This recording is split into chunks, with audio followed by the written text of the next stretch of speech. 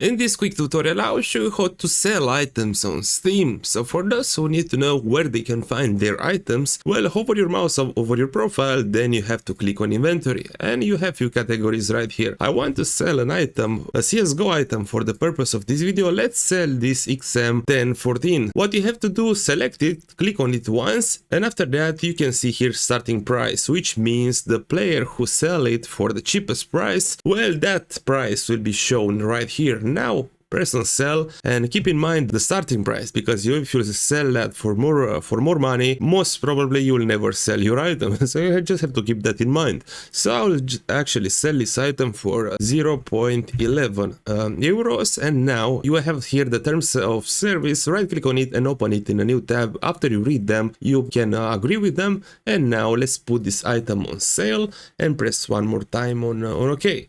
And let's see, additional confirming needed. I will have to confirm this via my Steam Authenticator application because I have that enabled. If you don't have that enabled, you will have to confirm this via your email. So depends on what you have. Here is my notification. I just pressed on it. Let's select the item and create listening. All right, it's confirmed. And now back to the computer. Let's press on OK and let's go to the market.